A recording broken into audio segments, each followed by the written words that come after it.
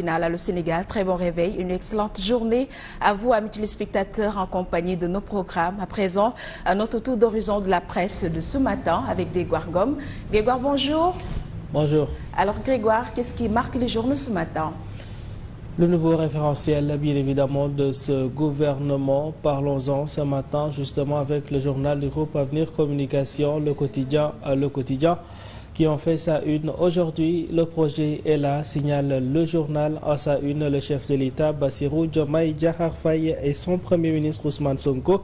Diomaye et Sonko qui ont présenté leur vision du Sénégal 2050 et ils comptent ainsi lever plus de 18, lever aussi beaucoup de fonds. Bougane Gueye ainsi qui prédit des lendemains difficiles à la une de la publication. Le journal donc de parler de 18 000 milliards que compte lever ainsi ces derniers en sa première page. Wolf Quotidien sur la question de noter une potion magique enfin là. Notez bien sûr qu'on veut atteindre ainsi 500 000 emplois formels dans le tourisme, une construction également de 6 corridors routiers et ferroviaires. Besoin en financement estimé ainsi à 18 500 milliards de francs CFA, une croissance économique entre 6,5 et 7% sur la période 2025-2029. Selon Wolf Quotidien, ainsi, le revenu par habitant devrait passer à 2 660 à 2 480 $. Satisfaction ainsi du secteur privé. Voici en tout cas les contours du Sénégal qui vient selon le journal du groupe Walfadjri. Direction à présent le groupe immédiat où Bosby le jour parle d'un baobab planté par le chef de l'État Bassirou Diomaye Diakhar Faye, le président, qui donc parle d'une loi sur la souveraineté économique. Nous combattons durement cette corruption. Quant au Premier ministre, il parlera donc de moments qui transcendent les défis immédiats, qui est Victor Ndiaye, l'homme de ce projet. Ainsi, Bosby le jour pose la question. En attendant, il y a également des questions sur le choix et le coût de performance du groupe. Des reportages également à suivre chez nos confrères à Sud Quotidien sur la question. Parlons justement de ce lancement du nouveau référentiel des politiques publiques Sénégal 2050.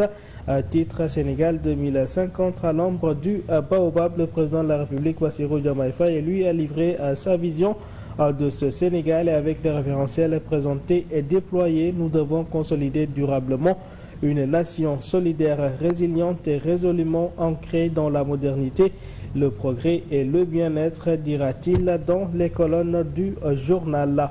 Enquête quotidien, pendant ce temps, lui parlera de grands projets. Toutefois, de grandes interrogations fusent de toutes parts. Les grandes lignes de ce projet dévoilées.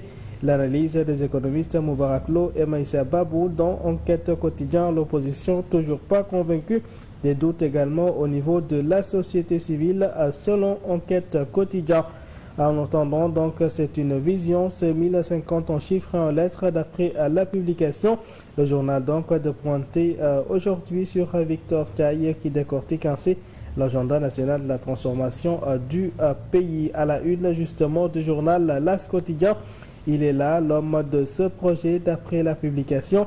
C'est donc l'ombre de Victor Ndiaye derrière ce projet de développement axé sur 8 pôles régionaux et plus de 18 000 milliards pour matérialiser le dit projet d'après le journal.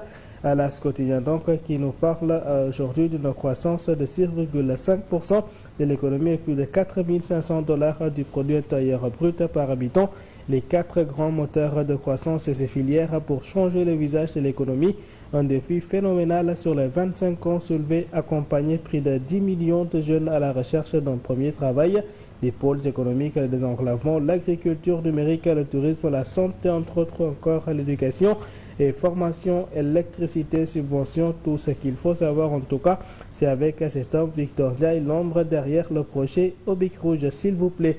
Cependant, Bougane Gueye Dany, lui, est monté au créneau pour démonter ce matin Sénégal Vision 2050 et il est là à la phase de critique au quotidien.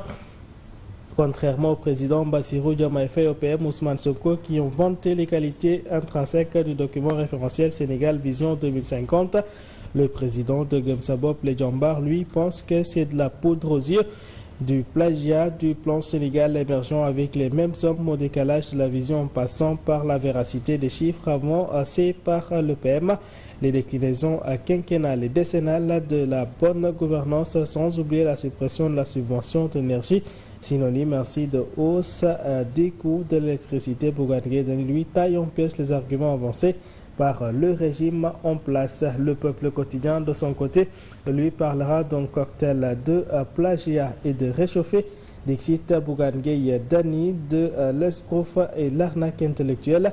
Rien n'a changé, les déclinaisons quinquennales et décennales. Le projet est un PSE modifié. C'est la continuité manifeste entre Sénégal 2050 et le plan Sénégal émergent. Ce sont les hommes du PSE, les documents du PSE et l'approche du PSE.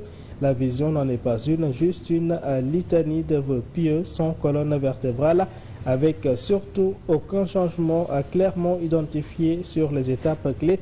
Dixit Bougane Gueye Dany, il est encore là à la face de la tribune quotidien.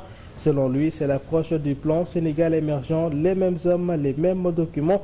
Et il serait bien ainsi de se demander si Diomaye s'est basé sur les chiffres donnés par le Premier ministre Ousmane Sonko et non encore confirmés par la Cour des comptes qui ont été le baromètre pour réaliser ce référentiel. Notre cher pays est entre les mains inexpertes, incompétentes et irréfléchies, selon Bougane Gueye Dany, patron du groupe des médias. Ouvrons les Échos quotidiens à présent pour prendre à des nouvelles de Diegui Diop et compagnie, donc ainsi qui enseigne et recouvre la liberté. Escroquerie portant sur des deniers publics, faux et usage de faux, bien sûr. Voici les charges qui pesaient bien sûr contre elle. Diegui Diop qui a donné la plus grosse part, la procédure toujours en cours au 3e cabinet selon les Échos quotidiens. Autre scandale, bien sûr, ce sont ces malversations présumées à la Société Générale, ex-SGBS. Libération quotidienne avec aujourd'hui le préjudice qui passe de 1,9 à 3 milliards de francs CFA.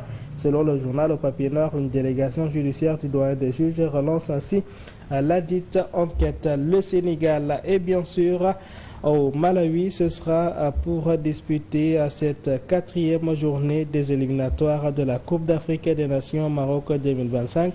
L'enjeu est là, le Sénégal doit aller chercher ses 3 points pour se qualifier pour cette prochaine Coupe d'Afrique des Nations. Une mission, voici, c'est la qualification.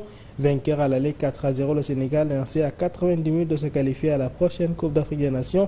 Le sélectionneur intérimaire Pape Thiaw, lui, qui se considère en mission, croit fermement décrocher la qualification pour ce Maroc. Ce sera à partir de 13h. Voici donc pour la presse écrite de ce matin. Merci beaucoup Grégoire. C'est fait un plaisir. Plaisir partagé. Rendez-vous est pris dans la deuxième partie. Pour le journal. À tout à l'heure. Merci à Grégoire Gob, amis téléspectateurs. Restez bien avec nous. Tout de suite, nous passons à la revue web avec Kader Cissé.